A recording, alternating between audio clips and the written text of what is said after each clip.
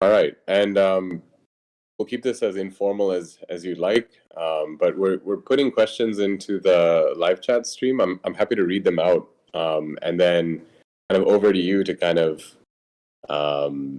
either in Miro or however works for you. And maybe we can just have a conversation about the article. Sounds great to me. Yeah, if you don't mind reading them out, that way anybody watching on the live stream can kind of hear you. Exactly, yeah. Yeah, sounds great. I'm going to start with one of the other questions because a couple up front. But first of all, I think we all love this article just because of how many actionable insights there were. Like, I think everyone will eventually evolve a system, but this article in particular just had a ton that you could pick out and use for the current system that, we're kind of muddling through. So Naichi had a question. Say you have a project with a faraway deadline. How do you sort out your personal tempo for working on that project? All right. Let's see.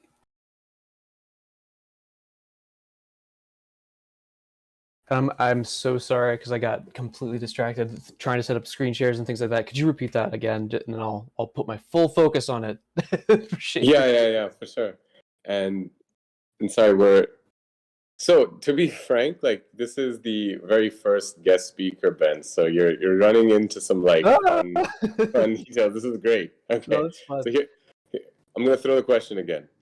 Say you have a project with a deadline that's far away. How do you sort out your personal tempo for working on that project? Like, I think the question is alluding to you're going to have immediate deadlines, but you still need to like make progress on something a few months away. What do you have some sort of tips and tricks for handling multiple tempos? That is such a good question because it's okay. Here's the truth of the original Twitter thread and the blog post that came as a result. A lot of it is the result of having witnessed extremely painful things in the middle of a project and then designing a solution to never have that kind of pain again. I think I definitely had like kind of a non-traditional introduction to consulting. And this will come back to the tempo question. But like, more or less, I started out actually like as a systems administrator turned software developer, and we did some software consulting, and then I did a terrible job running that business, and then ended up like a couple years later in the middle of a consulting project that I basically ended up joining because of some folks that I met on Twitter. And that put me in the middle of a Fortune 50 company on a kind of large scale organizational design, a little bit of a transformation-y kind of thing. And I was part of a boutique consultancy tasked with just enormous things. And I just saw so many stress points in the meta of doing the work. And frankly, like at the time, I was kind of like a little consulting baby. I was like, I don't know how to be helpful. And so I tried to do everything that I could to help the consultants who did know what they were doing. So whether that was like putting in meal orders and making sure people ate lunch, to just like building informational resources that helped people stay oriented. And like, in particular, the problem that we were having was like, I don't know if I'm doing a good job. Was something that I kept hearing from the other consultants. And it wasn't because the promise to the client wasn't clear. It was that over the long term of the project, like we're talking months and months and months and months, it was just really hard to tell whether or not we were oriented towards the end goal, the outcome that we were aiming for. So the superpower that I sort of developed in that moment was information products that are internally facing that just help people kind of stay oriented and to tell a story about where they've been and where they're going. And so like there's some like more acute versions of these kinds of pain points. Like some consultants hate writing. It's just a thing that I learned. and they love the working with the people part. They love like slugging with the problems and digging into the day to day and having fights with people over principles and stuff like that. But like when it comes to like writing the damn report, um, yeah, it was like pulling teeth. And so I got to see that a bit, and so I learned some hard lessons there, just about why it's important to stay present to the tempo. Uh, and I think the way that I do that is by making sure that I know which part of the story I'm in, and by basically if there's a report, if there's a deliverable, starting the draft on day one, and then using like some. We'll probably talk about this a little bit, like, but there are like some fun little like note taking or information management kind of techniques that make writing the report like an inevitability, just by continuously processing the information that you're collecting and turning it into something that helps you like really stay connected to what it is that you're doing there. So when it comes to long-term projects, some folks will say that it's about breaking it down into smaller goals. I'm not so sure that that's always the case. What I try to focus on is making today make sense with respect to that long-term goal. And I think one of the phrases that just comes to mind is like always be blank. And you have to figure out what goes in that blank. Always be writing, always be taking notes, always be delivering the outcomes in smaller forms. Just stay present to that long-term goal. So that may not be a satisfactory answer, but it's a start. Yeah, and I totally relate to the difficulty with generating reports, especially, and it might not even be reports, right? Like it's just basic emails that might capture the important information. I love the strategy talks myself, and going through and challenging information that the client might present, but I do see how useful it could be to be able to like capture all this and then align it to some sort of narrative device for the project. So that's definitely a key insight. Yeah, disorientation is the enemy, I think, for long-term things. Like Yeah. losing your way. Make losing your way impossible. And so like kind of piling onto that, I know that you have like a system for maintaining an ideal present as sort of like I think that's also like something that moves the narrative along. Do you I know you're juggling multiple projects at once, right? But like, do you batch update the ideal present for all the projects, or do you kind of do it ad hoc when you need to per project? Yeah, And maybe you can I'm talk through that a little bit more, just like how you update the ideal present. yeah. So the ideal present is something I would love to get into. I wanted to take a moment just to check in with the folks who are participating. I could share screen in Discord, so you don't have to also open YouTube if that would be more useful.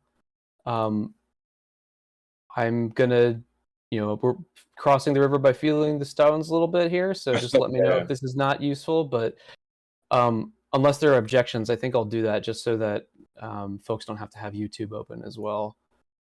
And hopefully, I have started a stream that Yeah, shows a see it. mirror board. Great. Um, so yeah, I'll kind of like wind my way to the ideal present very briefly. But so a lot of like what the post is about is like architecture for the information, um, and architecture for the narrative. And so if you've never encountered para before, like maybe that's a useful thing to go learn about. If you've never encountered progressive summarization before, um, a lot of how the narrative works is about the information flow from, for example, like notes into like a slide for the day that just kind of summarizes like what was important about that day and what you should take away in terms of what it means for the story that you're a part of. It's like, oh, look, this person that I talked to really hates me. They don't want consultants anywhere near their thing. That's the plot point. That's what I've learned today. Or maybe it's that, hey, there's a new constraint that we need to bear in mind. And so oftentimes my notes kind of go through this like layer 1 through 5 kind of thing, where it's like, yeah, I took the notes, but then I went back through and processed them. That meant bolding and highlighting, and eventually summarizing and remixing. And oftentimes the remixes end up in like the narrative slide deck. And it's all about, like, so you mentioned juggling multiple projects. Like, I don't think there are a lot of like hard and fast rules around this. I think, like, depending on what portfolio you're dealing with, how many different projects you're dealing with, how different they are, all that kind of stuff, you're going to optimize for different things. In my case, I think just based on my personality and how my brain works, I have a constant problem of just forgetting stuff.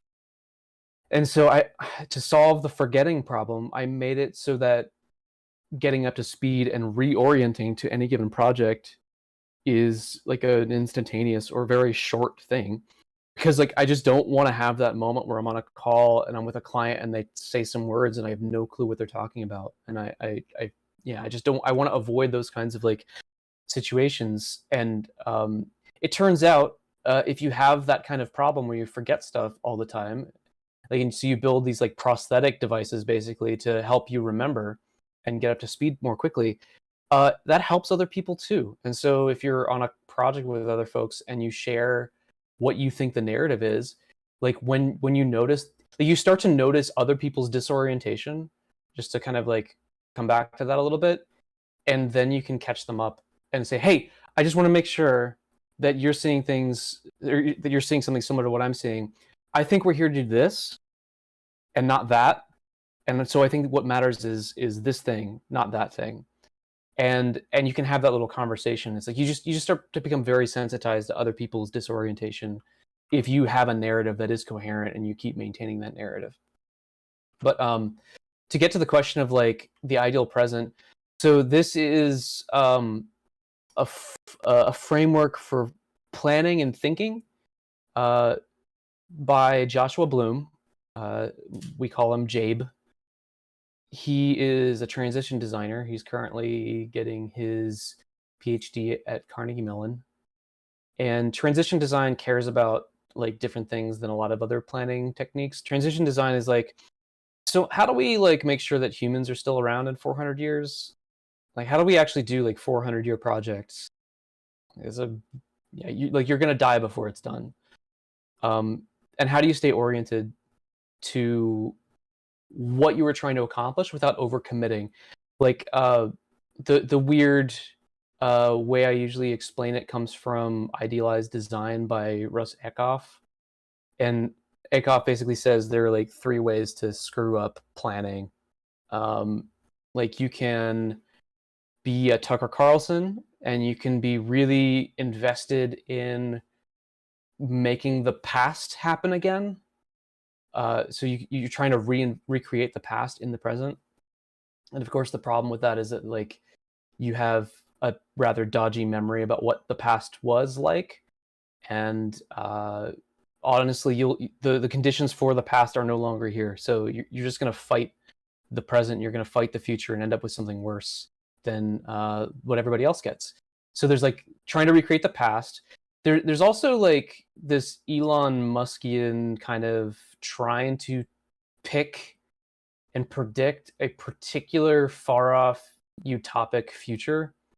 Like, I know he's like, preserve the light of human consciousness or what have you, and it involves something with like people becoming computers in space or some shit. But like, the idea is there's a particular future that I'm going to get really invested in, and we're all going to go there. And in fact, would love all of you to give me all of the money to help us get there.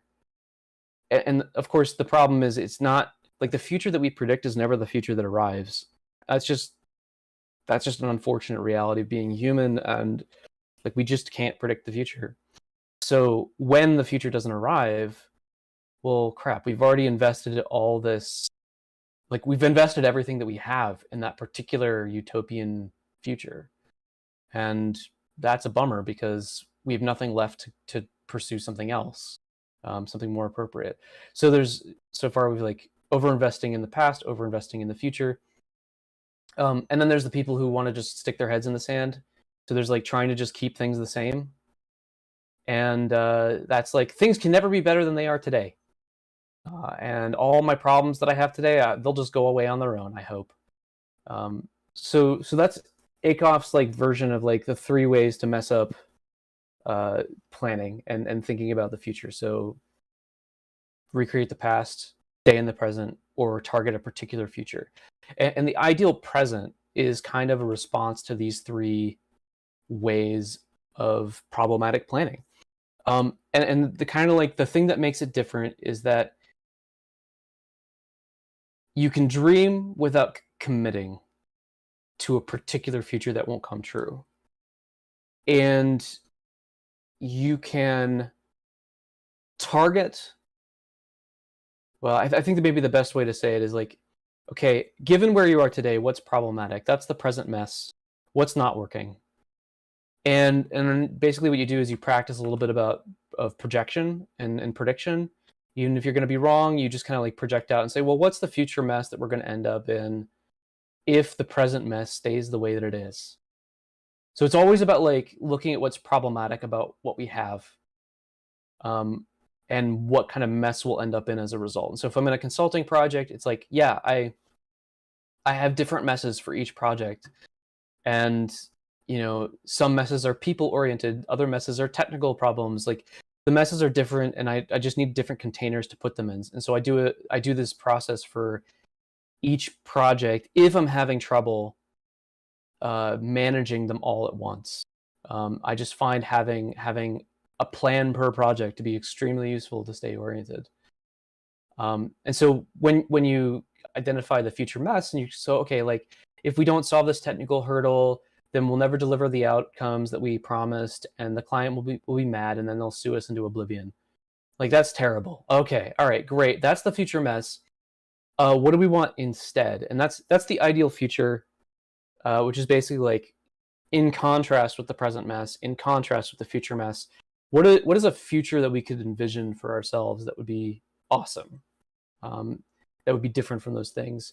And so maybe I'll say, well, yeah, we this is where I'll like do the utopian thing, and I'll come up with something that will never happen, but I can dream anyway. I want the client to be super happy, and I want them to get twice the value that they expected, and I want them to give me all the testimonials and let me use their logos on my website. Like all that fun stuff is in my ideal future. And then what we do is we kind of like integrate the present mess, the future mess, and the ideal future into something else. And that something else is called the ideal present. And basically it's like, what would we need to be already doing today if we were already dealing with a present mess, already cutting off the path to the future mess, and already well on our way to the ideal future? The more fun way of describing it, which is like what we ended up putting in, my co-author David Hall and I are building a pip deck called Strategy Tactics. Hopefully it'll be coming out soon. But the way we describe it in here is like, imagine like there's a parallel universe where you have already solved your present mess problems, already have like removed the possibility of that future mess, and you're like, it's super clear that you like, if nothing changes, you're gonna get your ideal future. Like if you just coast from here, you're gonna get the ideal future. And here's the thing: it's like it's you just in a different universe. So it's stuff that's already possible today. And so if you could go talk to the version of yourself in that universe that is already doing all these things, what have they done? Like what could you already have been doing to be sort of getting all these benefits? So it's a way of staying present without being overcommitted to the ideal future, because the instant you actually achieve any sort of change in the situation, your present mess changes, the future mess changes as a result, and the ideal future that you can imagine changes as well. And so instead of getting overcommitted to that like utopia, you run the cycle again, and you just go, okay, yes, I can still dream, but this time I can dream of different things, and the actions that I take in the present are not going to be so over invested in that ideal future that I get lost. And yeah, so while that's great for futuring and strategy and all that kind of stuff, for something as tame as a consulting project, it's just a very useful way to kind of connect like your intentions in the long term with what you actually need to be doing in the present moment. It's like, wow, my client is angry, and I would already be making time for a one-on-one with them if I were on my way to avoiding that, the future mess that implies. I'm noticing that I'm not already having that one-on-one. That's something I can fix. That's something I can do right now. So the ideal present is a little bit of a, it's a little bit complicated the first time, but there are videos about it on YouTube and stuff like that if you're interested, and it'll definitely be in the card deck for strategy tactics under a recipe called small batch strategy. So that's fun. Okay, I rambled too long, so maybe we should explore the next thing. Yeah, that was super helpful. I've actually tried using these. I think I'm on my third present mess discussion with one of my clients, and it's already been pretty useful. Amazing. I've only been using YouTube tutorials, but it's been yeah, it helps align these discussions too. Jenna had a question about receptivity of visual tools like Miro. So like how have you kind of managed that with clients? Like Naichi also had a good question about do you share these internal tools that you're building kind of to orient yourself with your clients? How open are you with it?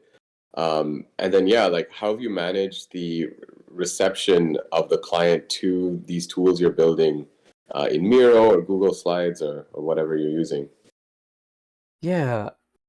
To Jenna's question, what I find is that like it's a two part kind of thing where like on the one hand, the people that seem to come to me and seem to be my favorite kinds of clients are like super into doing Miro or doing any sort of visual thing. Because frankly, I'm just not traveling right now. I am still like taking COVID pretty seriously, and so part of that, and especially because I'm kind of like an at risk person when it comes to that stuff, is no travel, and no travel is in terms of like on-site travel for clients. Like we used to fly everywhere, right, and like go to like whatever state and hang out for weeks or whatever. Like part of this is I'm just doing online only and consulting with people in that way, which definitely changes the kinds of projects that people give me. And so there's sort of like a way that demand gets shaped differently just naturally as a result. But like just last week, and in fact, the reason that we had to reschedule was because we had a client who was basically like, "Oh, I need this thing this week," and it's like, "I'll drop everything and like let's try to do it." And so we wanted to do our best to help them out, and Miro was one of the first things we ran up against. It's like they didn't want to use Miro, or rather, Miro was not going to be an obviously good choice because for the time that we were going to have to spend too much of it helping people who were too unfamiliar pick it up and work with it. So my co-author David and I spent some time just prototyping an equivalent process just using Google Docs. And then we were like, well, what if they can't do Google Docs either? And it was like, well, Office 365 then. Who cares? Mm-hmm. Like there are lots. So you can do really, really cool things in these live collaborative tools that are just text-based, even if it's like there's a whole world of different formats you can do. Like you could have a page per exercise, and you could give everyone like you could make a table in the page, and you could give everyone a cell in the table, and like it's great. Yeah, it's like as long as Office 365 isn't blocked or whatever. Which goodness, I've been there, but like goodness. I mean, and even in that case, like you can still design things to work around a screen share, and like mob programming is a thing, and you can basically steal techniques from like pair programming and mob programming, where like one person's job is to be typing the things, and that's a great way to make sure that everything gets captured, is if you make it someone's responsibility to do the entry.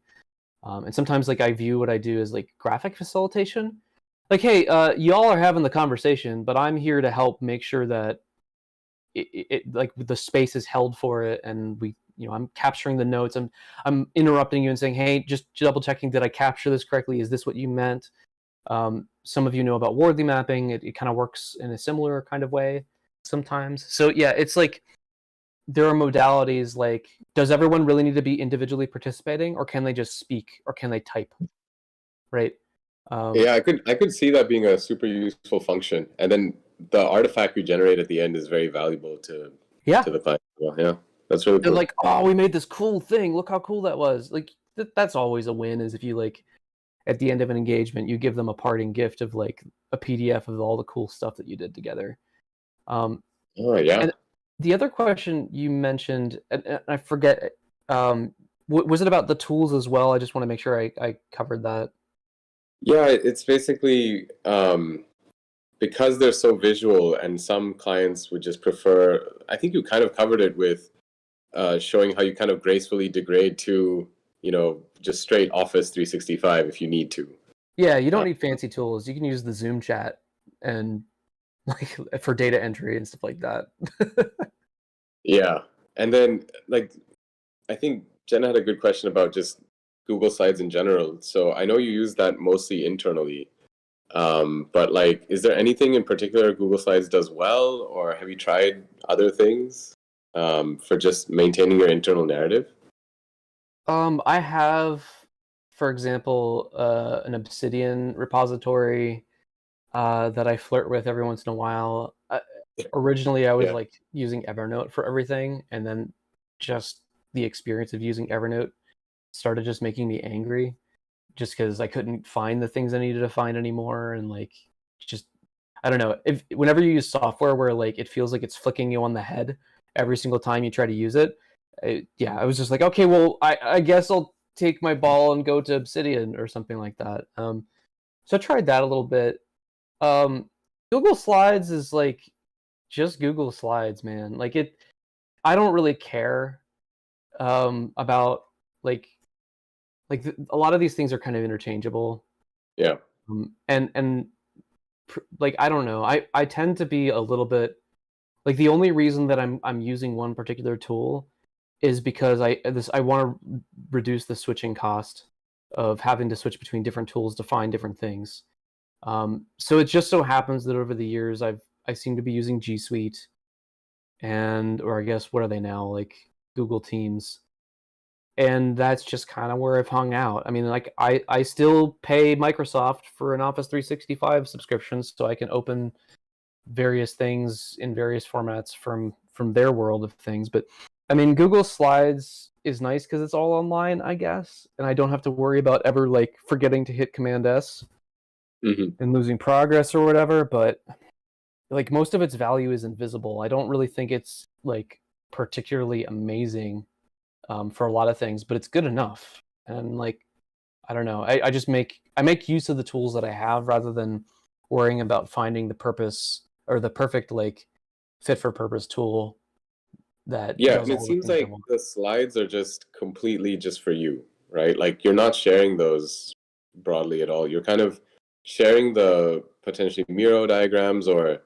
you're sharing the links that you would put into the Google Slides later on. But that's what I'm gathering from this. Is that right? Yeah. Okay.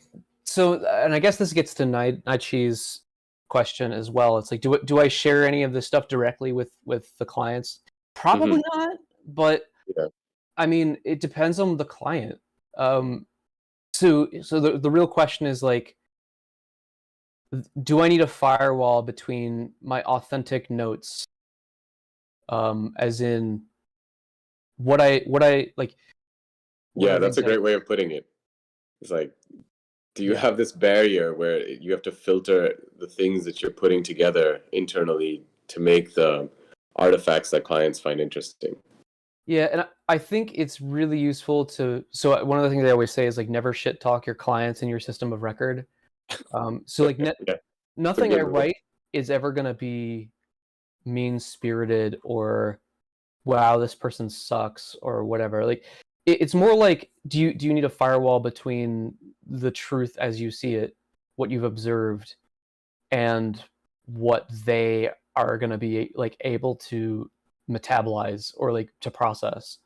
Because I forget who says it, but it's like sometimes sharing things with someone who when they're not ready to hear that message can be way more destructive than just holding on to it for a little bit and gradually moving them in understanding that direction. So if the client is like super okay with blunt facts or rather like just like this is what I see, is this what's going on, this is the power dynamic, it seems like you are uncomfortable and insecure in these things, and in other times like these folks are kissing up to you, it seems, and that's creating a problematic dynamic where you don't get the truth. Like if they can hear that and just like run with it, then yeah, they have they're a super mature client and they can handle it. But most of the time, like with anything, regardless whether it's like Wardley mapping or what other nerd shit that I get into, it's like any technique that is not usable from the client's perspective, I want to create a translation layer. And in even my own internal narrative slides, I'm going to create a derivative version of those if I need to present something to the client. Like, here's what we've accomplished so far. You bet, like, the first thing I'm going to consult is the slide deck with my narrative of, like, what's happened, what the story is. Yeah. But I'm probably going to condense it from, like, 60 slides covering all the nasty details and all, like, the little insights that I've had along the way. I'm probably going to compress it down into, like, a plot point or a couple plot points that can be summarized in 3 slides or something like that, if I'm going to do that. So creating a usable or comfortable format as a derivative of the like source material, and that goes for like Wardley mapping too. Like oftentimes the way I expose Wardley maps to people is by writing a report just saying what the Wardley map, what I hope it says. Just say it in words. Make a 3-minute video. I don't care. Like that, people don't like usability matters for the client just as much as it matters for a customer of a SaaS product. Yeah, absolutely. I think, I mean, that's part of the translation layer from the internal artifacts we generate to what can be shared is just Yeah. usability. Yeah.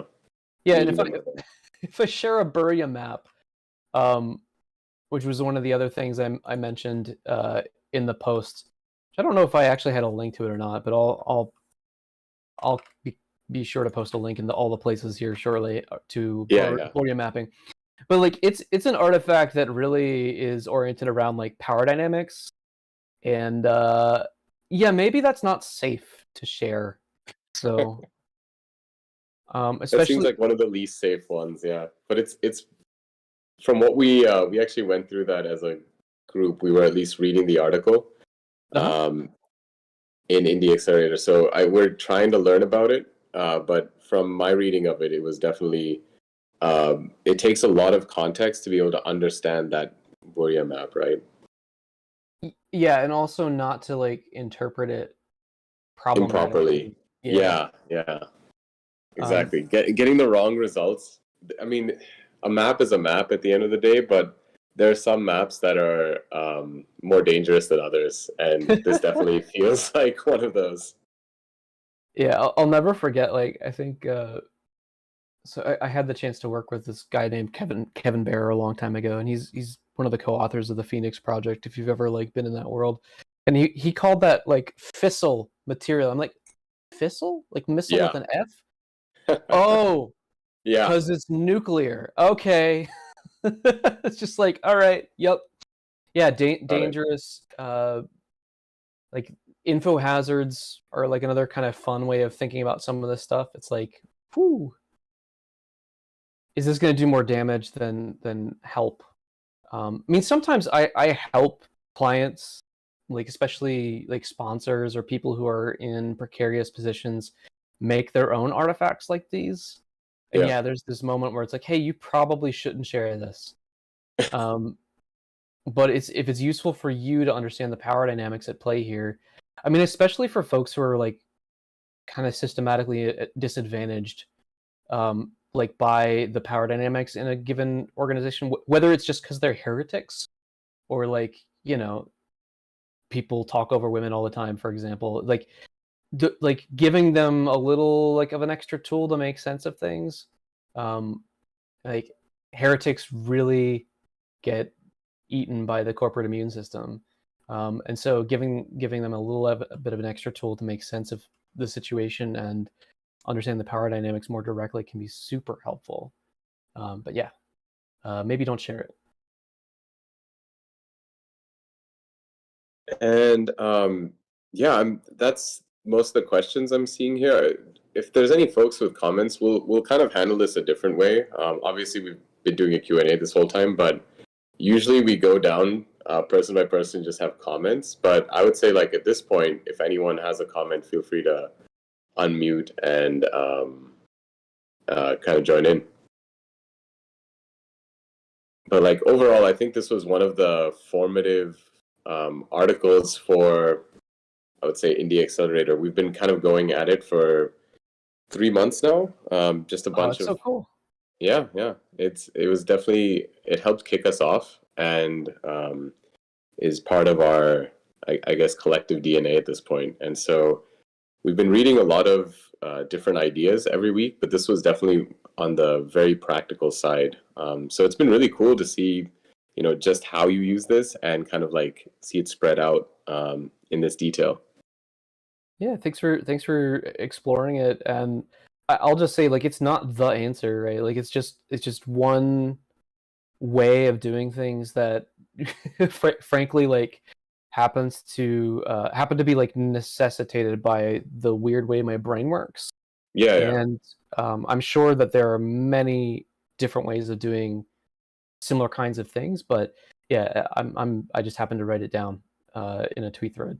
So But I will say, like, I think the way you came up with this answer is going to be very similar for everyone, where, you know, we're going through in the first or second, just in the first few years of handling multiple projects, handling multiple clients Yep. in different fields, we're going to run into messes. And just having a checklist of things to try when you run into the mess, which I think your tweet thread and article kind of gives you, is going to be super valuable to people. Yeah. And if there's one other thing that I could like, not if anyone else like wants to chat, like I'd love to explore, but like I'll just say this real quick, like don't underestimate the value of open source intelligence for the projects or for the client that you're working for, because there's just so much gold in what's publicly available, and that's part of what I often end up doing just at the beginning.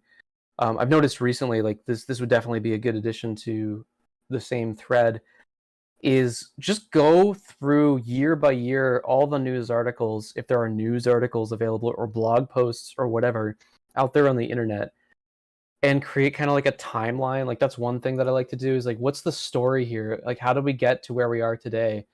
Or the other thing that I'll do is, like, one of the bills that I reluctantly pay every month is for LinkedIn Sales Navigator, because I can go through every single position that's publicly listed on LinkedIn that someone has like a job description for or whatever, for a given company or for a given department, and I can use that to basically like create a rough guess of like how the organization is structured. And it's not right, but it allows me to ask questions like, hey, it looks like there's a lot of people who do this kind of work. Feels like you should know something about that. And it also feels contradictory to what you're telling me. So, like, we should have a discussion about that. It's just like the publicly available information about so many of these organizations, like even what jobs they're hiring for, can just be such a useful. Like, I am a deeply unconfident person, and so the way that I compensate is by knowing more than everyone else about the situation, and being more oriented than everybody else. Not so I can be superior, but just so that I can keep myself from saying something silly in public, because that's the way my brain's wired. But yeah, so that's a little bit about like the context that I'm coming from, and why I did things the way that I did them. And if they're useful to you, then that's great. That's awesome. And if to just end, I think you've already shared one of the strategy resources that you kind of are about to publish or has been published. But if you want to plug anything else in the last 5 minutes, I think this would be a great time for it. We'd love to see like what kind of stuff you're working on, and yeah, and then I'm sure it'll be of interest to people watching this video. Yeah, I really appreciate that. Yeah, I mentioned the pip deck. So this is something called strategy tactics, and I'm gonna, I guess, pitch it again because I really care about it a lot. This has been the culmination of like, I don't know, 16 plus months of work trying to basically turn Wardley mapping and ideal present design into tools. So I think there are 53 tools that come in the deck, and we're going to be building all sorts of supplemental information. It just covers so many of the things that I've really found to be extremely helpful. Small batch strategy is a recipe that will cover the ideal present design, and it's like, forget this quarterly planning stuff. Like let's actually move strategy to the pace of change, whether you have 20 minutes to do it or 2 hours or 2 years. So tactics like that. There's also some like back brief and leadership stuff in there that we found really helpful. A lot of stuff oriented around care. And I think too often, like strategy in particular is like, oh, we're gonna beat that other group of folks in and we're gonna win the day.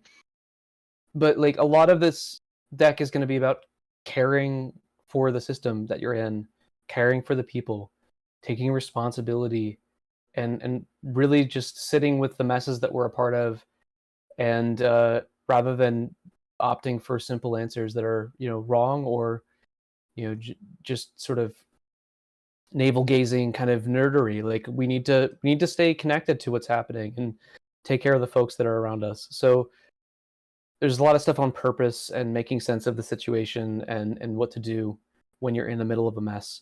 So there's a wait list if you jump on the link that Jenna shared. If you want to hear about it when it comes out, which I hope will be very, very soon. That would be amazing. And my co-author David Hall and I are going to be hanging out in the PipDex community as well. And if you ever want to talk about this stuff, I will just say, feel free to always DM me on here. I am just overjoyed anytime I get to talk to folks about this kind of stuff. So always feel free to say hi. And I think that's all I got. Yeah, that was awesome, Ben. Thank you so much for coming and talking through the article and just posting the article and just being able to write down your journey. It's definitely helpful to new indies, and I'm sure like folks who have been in the industry for a while will also gain some useful tactics from the stuff you've written. So thanks again. Thanks everyone for coming. This is not usually how we run things, but we run a indie accelerator discussion every week at this time. So it's 9 a.m. PST, noon EST, and so usually we do the same reading and then we kind of just discuss. So feel free to join us next week as well. We've got some really fun events, fun readings. Usually they're just-in-time readings, but we actually have someone a lot of you would know, Venkatesh Rao is Venkat's doing a discussion on April where is it? April 19th. So that's in 2 weeks. So I think that's gonna be fun. The Art of Gig kind of also launched this whole thread. So if we've got Art of Gig fans, tune in. in 2 weeks' time. Thanks, everyone.